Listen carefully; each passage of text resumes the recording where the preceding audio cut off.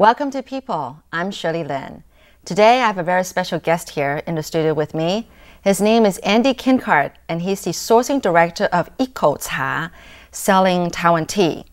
And he's been in Taiwan about almost 20 years. He's originally from New York, and then because of his dad's work, then he moved to California, and that's where he got interested in Asian culture. And then he wanted to study Chinese, so he came to Taiwan. Well, I'm going to let Andy take from there. Okay.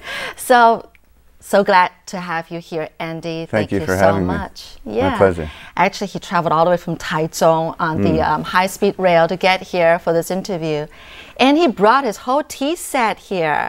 This is, I am so The travel moved. version. The travel version, right. So, yeah, so you're originally from New York, and then you moved to California, and then you got interested in Asian culture there. Now, you actually even took up Tai Chi, and anything else that's really Chinese while you were Chinese there? language. My last year in university, I started studying Chinese. Right. Just a kind of overall interest in the culture and the philosophy and religions of Asia, and particularly China. Yeah. What is it about Chinese things that really got you? What do you think? Good question. Yeah, I don't what was know. the very first thing? It wasn't tea, was it? No, tea came later after I arrived in Taiwan. Right. I think it was just, a wholly different perspective, a kind of a more holistic approach to life, the way it was, at least the way it was represented in California culture.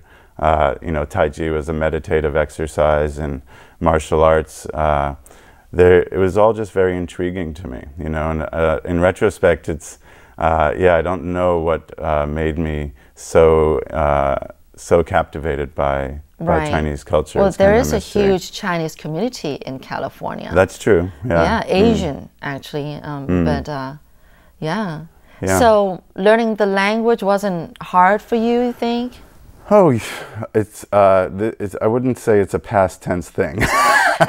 It's definitely still a work in project. Well, you're working on your thesis. You're not writing the thesis in Chinese. No, that's an English program. Okay. Yeah, it's an international program. Cute. Well, good for you. Yeah, I'm not even close to being literate, although I do fairly well on a day-to-day conversational level. Yeah, I think you're very, what's the word? A very, I don't know what's the word, because I know that you're also into philosophy and sociology and psychology. I don't know, something about people who are into these kind of things, because I know I interviewed somebody just recently, Father Jerry Martinson. He was into philosophy and philosophy and psychology too. Something about people like you, I guess. But yeah, that's my roots, and I think that's probably the kind of foundation that led me in the direction of Asian, being interested in Asian culture. Right. And I think, that has, that's part of my background and is still a presence in my life, although I feel like I've just kind of simplified things and enjoy things on a more day-to-day human level, and tea culture is a really good example of that, Right. I just feel like in Taiwan culture, it's so natural, and it's something that people do as a way of life, but not in a particularly ceremonious way, I would call it like a social ritual. Okay. Something that you can just do to sit down and enjoy the company of your friends, You're getting very philosophical here. Yeah, you said that, everything about Taiwan is very natural. I don't think I've ever heard that before.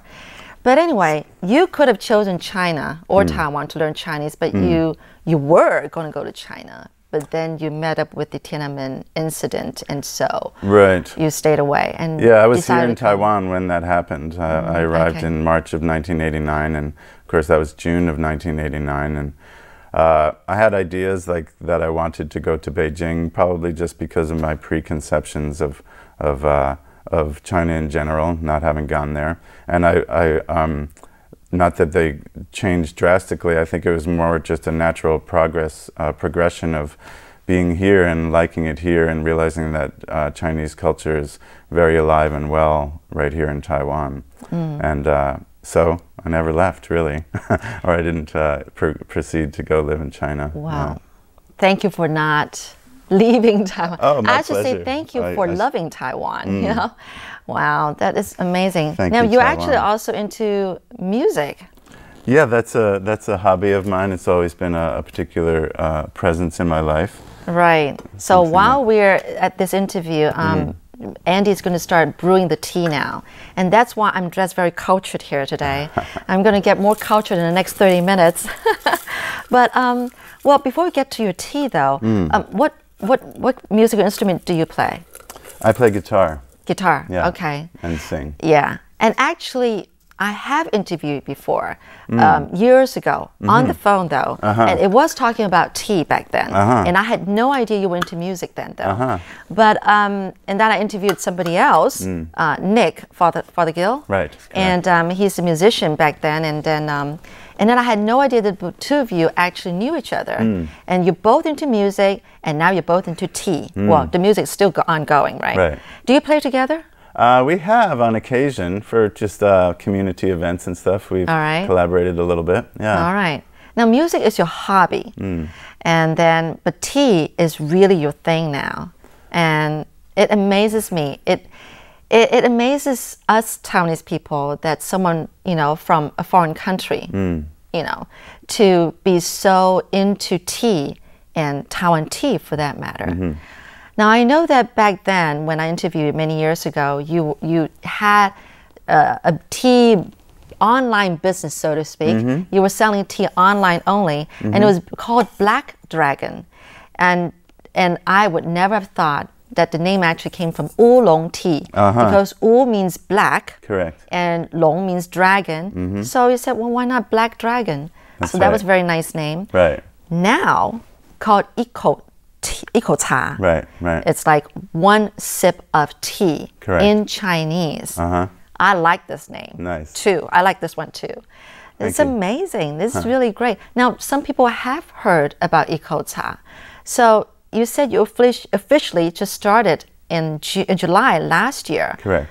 I'm amazed how you're really getting around. People have heard of Iko-cha. Yeah, maybe we had some momentum. I mean, this is the fruition of my an interest of 20 years now, and so I think it's more just that we established a company and in an organized fashion are starting to promote the culture that I've been involved in.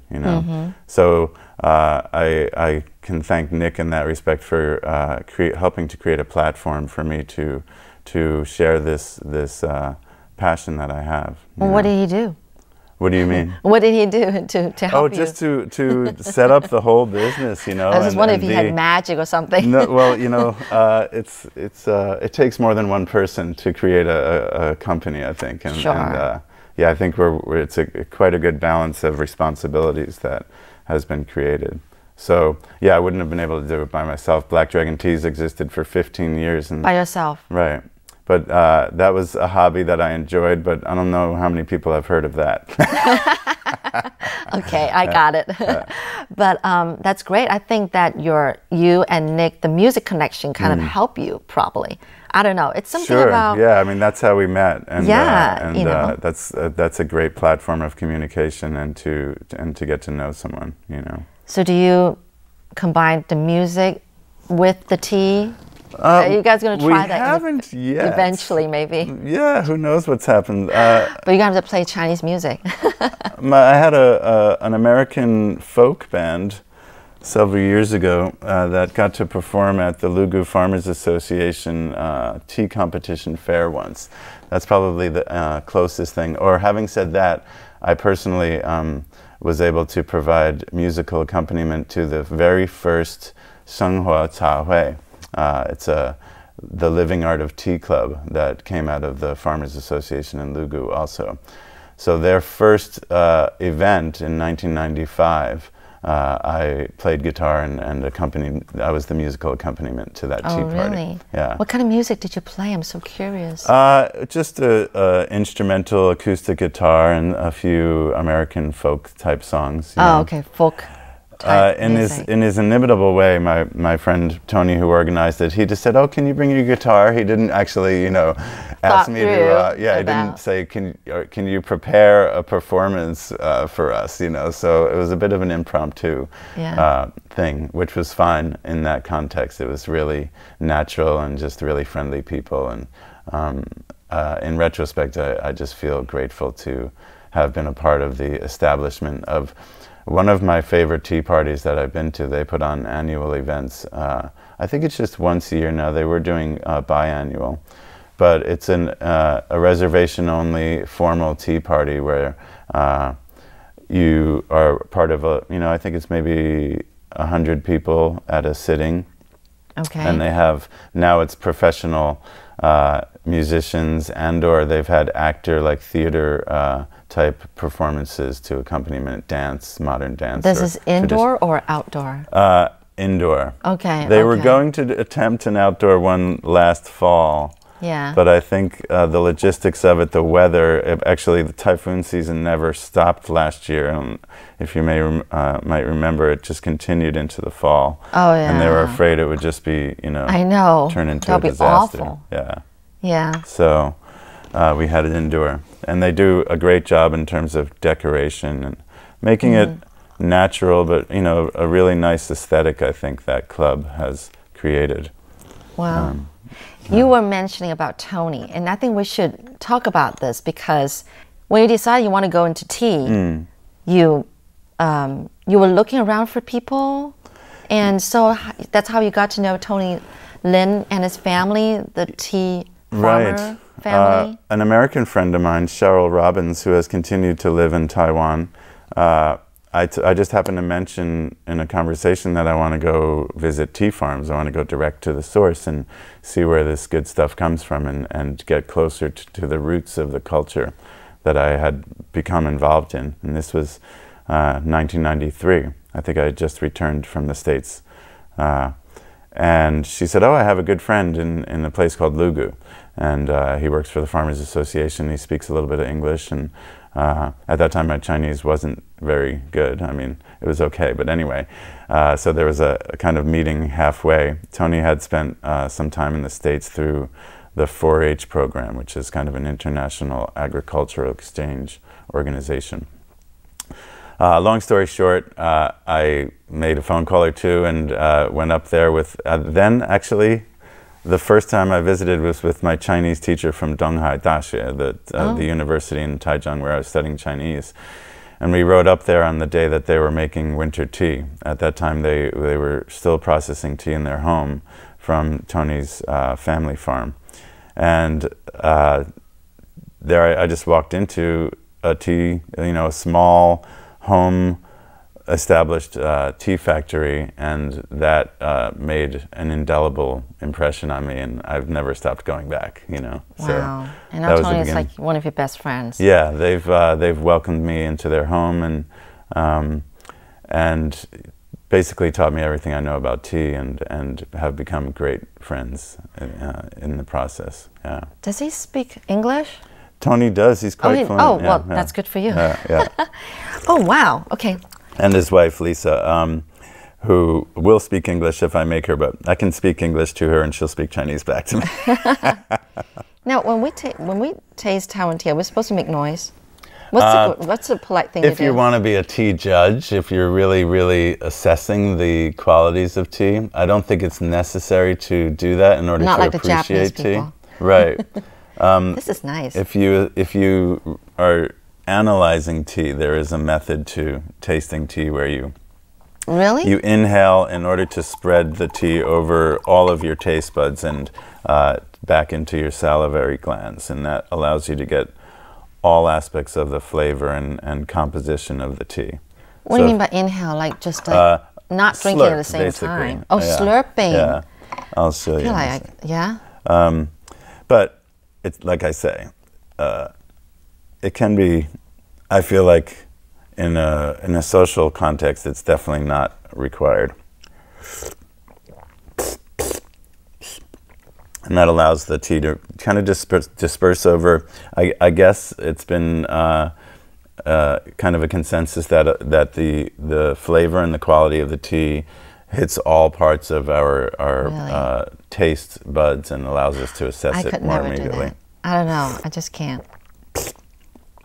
Yeah, you don't need to. It's not necessarily a socially I know. beneficial thing. I feel so ashamed. Like I hardly know anything about tea. And here, Andy, it's like even the way you're making tea and I don't know. It's just I feel so ashamed. That's all I can say. There's nothing to be ashamed about. This is going to be a great opportunity. Maybe it'll start a new interest in your life. Oh yeah. It does provide aesthetic fulfillment. You know. Maybe. I'm not proselytizing. I'm just presenting that possibility. I'm sorry. I don't even know where Lugu is. Oh, that's in southern Nantou County. Okay. Yeah, about 20 minutes outside of Nantou City. Yeah. Okay. In the foothills of the mountains that lead to some famous tourist destinations, Xitou and Shanlinxi, are further up the road from Lugu. It's a kind of a dead-end street, so to speak, in that the road that leads to Shanlinxi doesn't connect to any other road. So those are beautiful forest mountain parks, really worth going to visit. Both Xitou and Shanlinxi are a great destination if you're looking for a weekend mountain getaway.